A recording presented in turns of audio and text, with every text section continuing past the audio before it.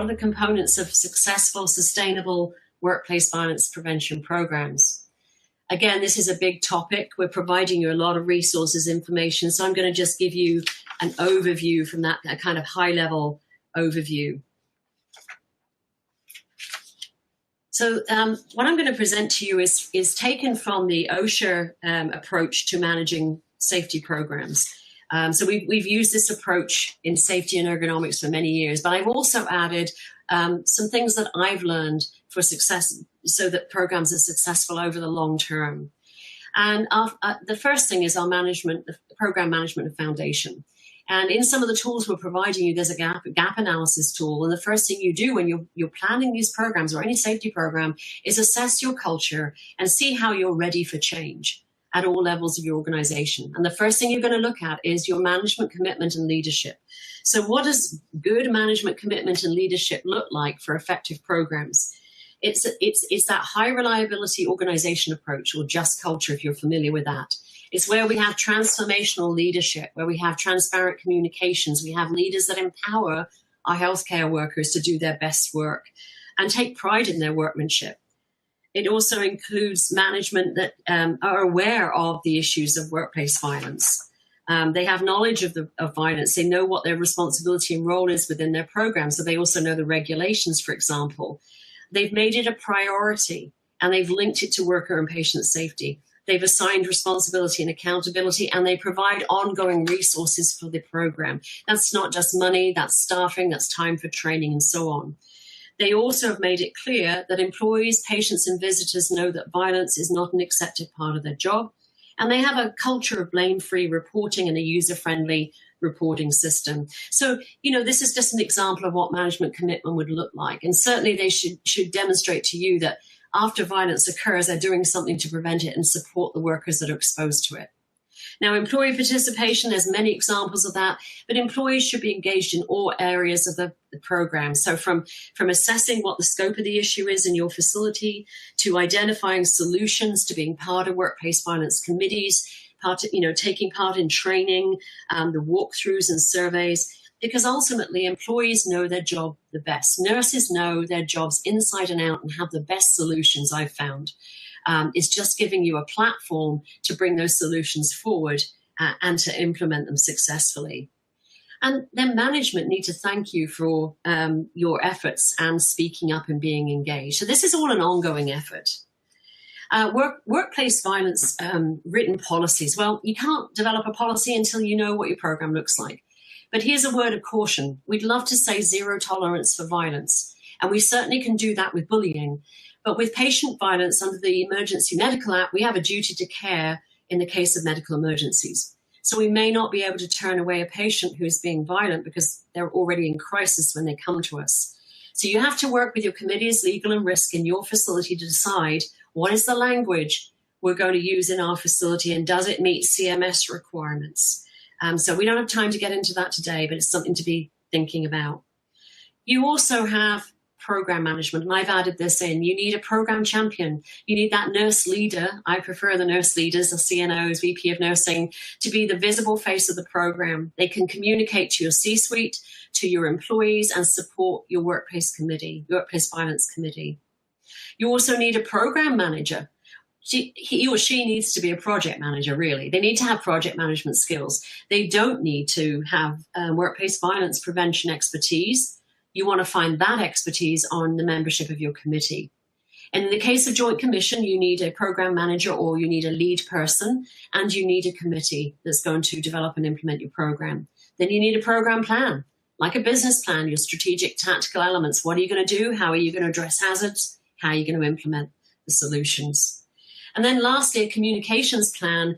A lot of facilities, I very rarely see this developed, but communication is key if you want to change culture and sustain programs. So you identify all the stakeholders that are going to be impacted by this program, from your visitors to your volunteers, to your temporary workers, to your housekeepers, to maintenance, to IT, to direct care staff. Everybody, and your community partners. What do they need to know about your program? Who's going to deliver the message? Was it effectively delivered? And in the resources we're giving you, there are some free resources and ideas for doing that. We also have to identify hazards. And as I said earlier, just looking at injury data isn't enough. So I can't overemphasize the importance of employee surveys. In Oregon, we did this with our hospitals because our injury data told us nothing. Very few injuries were reported related to violence, very little workers' comp costs. So when we surveyed workers, then we got the full picture of what's really going on with patient violence and bullying. Gap analysis tools. Where am I now with my program versus where I want to go, my future state, and how am I going to get there? And then the walkthrough analysis of your environment, the safety and security piece, the lighting, the noise, the egress, access to buildings, and while you're doing that, interviewing and engaging staff. These are ongoing assessment processes. So you evaluate your program with these tools as well as identifying the scope of the issue. Hazard prevention and control then, we're going to give you some examples in a second, but engineering controls, again, this is in a term we use associated with OSHA safety programs, but this is where we try to get rid of the risk, which is very difficult when it comes to violence in healthcare, but put a barrier up so that you're protected from the violence.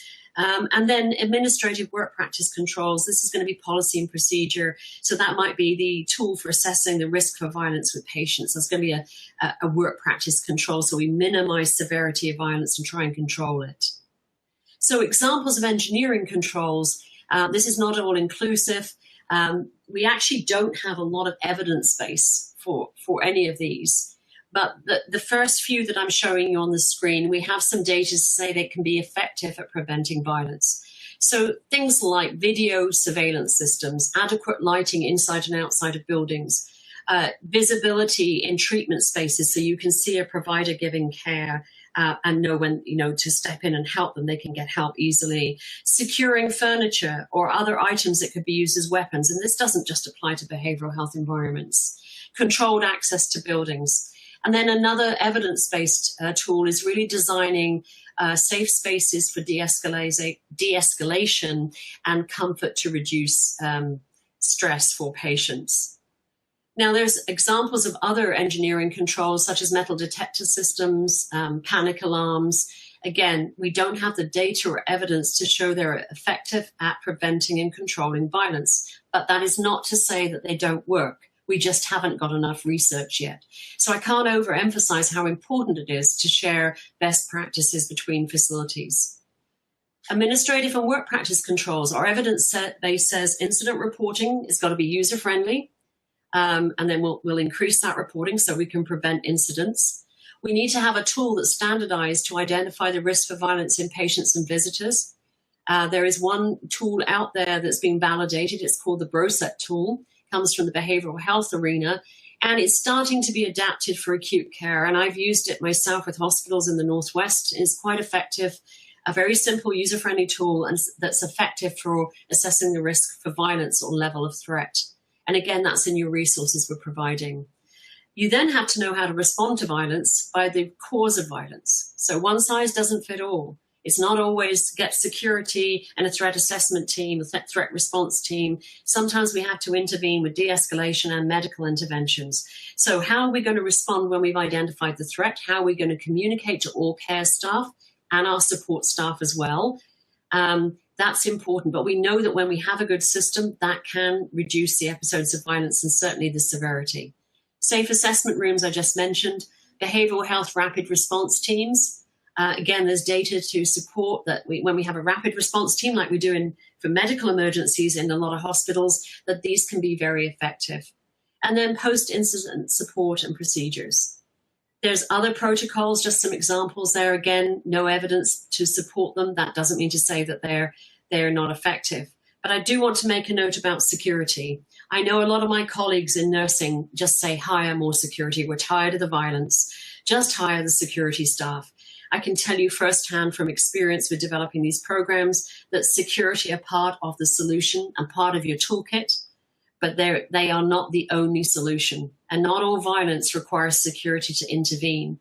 You also have to look at security's background, training, are they suitable personnel for healthcare, and those state laws I mentioned earlier. So again, they are part of the solution. They are not the only solution. And there is no data to say how many security staff I should have in an emergency room. to prevent violence, or in a hospital as a whole. All right, education and training. Well, you've got to have a clear plan. You have to know the knowledge, skills, and abilities that you want your staff to have so we can control and prevent violence. You have to tailor training to staff groups. So sending a staff nurse to a 2-day course with an external group on violence prevention may not be very effective, but it might be good for your threat response team, your behavioral health rapid response team. So you've really got to look at, is the training that staff are receiving actually user-friendly and effective in the work environment? And, you know, the data for effective workplace violence programs and training programs particularly is still very early. We really don't know what effective training looks like. We know that de-escalation is critical, having de-escalation skills, but we haven't tied that to preventing violence, but it does increase staff confidence and reporting. When it comes to self-defense skills, unless you practice them, they can do more harm than good, but some of the state laws require them. So we still have a lot to learn. Patient and family education, and then ongoing proactive program evaluation and proactive design. So when we're building new buildings or clinics or patient rooms or remodeling, we want to consider workplace violence design features that we actually have good data around that we can incorporate when we're building and remodeling. And of course, evaluating your program. So multifaceted programs are far more important than one single intervention I've mentioned. And then very quickly, this is something that we use in the safety arena, and it's the hierarchy of controls. And it's very difficult to eliminate violence, but we really look at those engineering controls such as bulletproof glass at nurses' stations or admitting areas in the emergency room where we're putting up a barrier between you and violence and the perpetrator. Administrative controls, assessing the patient for risk of violence. That's changing the way you work. So that has to be supervised for. And I can tell you, if you just implement work practice controls over the long term, 1 or 2 years, injuries may decrease and then they'll start to track up again. You have to have a combination of approaches. Training, you can't design training until you know what your program looks like, and it's lower in the hierarchy. And then PPE could be your bulletproof vests, bite guards, face shields, depending on your environment.